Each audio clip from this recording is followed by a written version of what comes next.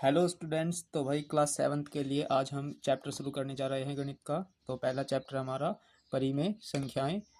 ऐसी संख्याएं जो p बटा q के रूप में होती है, जहां p तथा q क्या होगी, पूर्णांक संख्याएं, एवं जो q है वो नॉट इक्वल्स टू 0 होगा, तो मैं संख्याएं क्या कहलाएगी, परिमेय संख्याएं। अब यहाँ पे p तथा q क्या होंगी, पूर्णांक संख्याएं, इसके अलावा कुछ और की बात नहीं हुई। तो यहाँ पे p तथा q क्या होना चाहिए, पूर्णांक संख्याएं। उदाहरण हम देखेंगे अभी, इसके उदाहरण क्या होंगे, जो परिमेय संख्याएं हैं उसके क्या उदाहरण होंगे। तो उससे पहले हमें जानकारी होनी चाहिए पूर्णांक संख्याओं की। तो पूर्णांक संख्याओं के बारे में देखते हैं। तो ये क्या है, संख्या रेखा।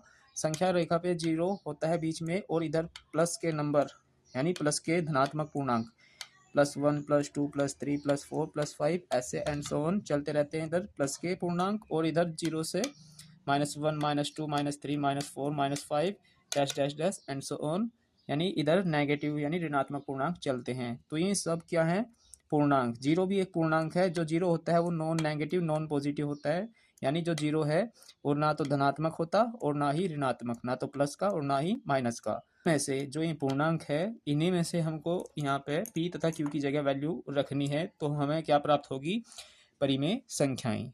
हमें प्राप्त होगी परिमेय संख्याएं। तो जैसे देखते हैं इसका उदाहरण परिमेय संख्या का।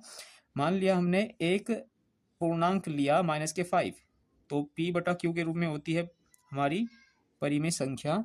ठीक है, तो p की जगह हमने एक पूर्णांक लिया -5 बटे q की जगह एक पूर्णांक लिया हमने इसमें से -3 तो p बटा q के रूप में संख्या हो चुकी है। और इस तरह हमें क्या प्राप्त हुई, परिमेय संख्या। एक और उदाहरण देखते हैं।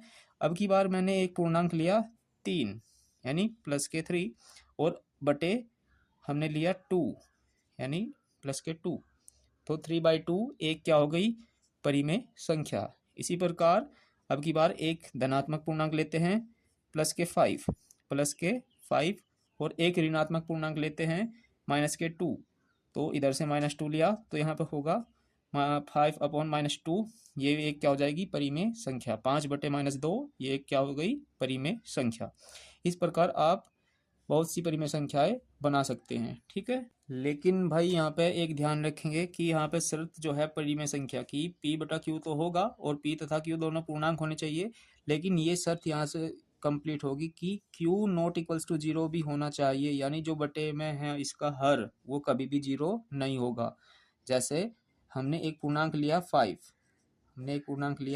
5 और उसके बटे में रखा 0, तो ये एक परिमेय संख्या नहीं हो सकती, यानी जो बटे में इसका हर है वो कभी भी 0 नहीं होना चाहिए, ये इसकी परिभाषा में ही कहा गया है।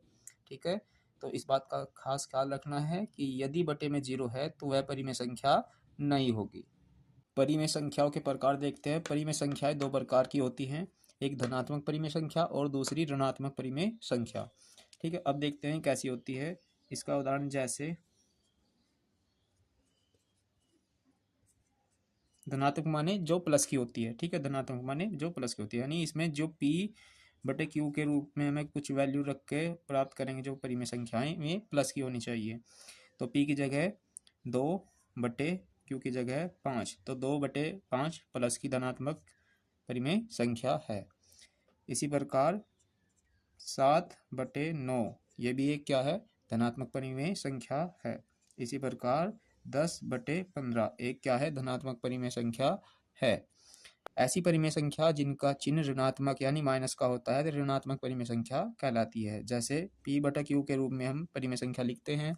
p की जगह हमने वैल्यू पुट करी -5 और q की जगह 6, तो ये हुई माइनस चिन्ह लग रहा है यहाँ पे, इसलिए कैसी हो जाएगी, ये ऋणात्मक परिमेय संख्या।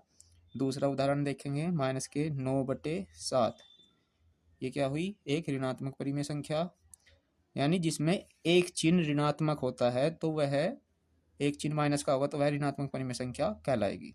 अब की बार ऊपर की संख्या हमने 5 प्लस की ली, लेकिन नीचे की संख्या 6 माइनस की ले ली, तो ये भी कैसी होगी, ऋणात्मक परिमेय संख्या।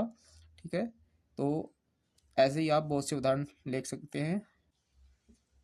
और वही यदि दोनों ही चिन्ह हमारे ऋणात्मक है, यानी फॉर एग्जांपल -7 और बटे -9, तो ये भी कैसी हो जाएगी, क्योंकि माइनस से माइनस आप कैंसिल कर सकते हो यहाँ पे, तो ये भी धनात्मक संख्या परिमेय संख्या के अंतर्गत ही आती है। यदि दोनों चिन्ह ऊपर अंश और बटे हर में भी दोनों ऋणात्मक चिन्ह है, माइनस के है, तो माइनस से माइनस कैंसिल होकर वो भी धनात्मक परिमेय संख्या कहलाती है। ठीक है, केवल वही ऋणात्मक परिमेय संख्या होगी जिसका केवल एक चिन्ह ऋणात्मक होगा, या तो ऊपर का या फिर नीचे का।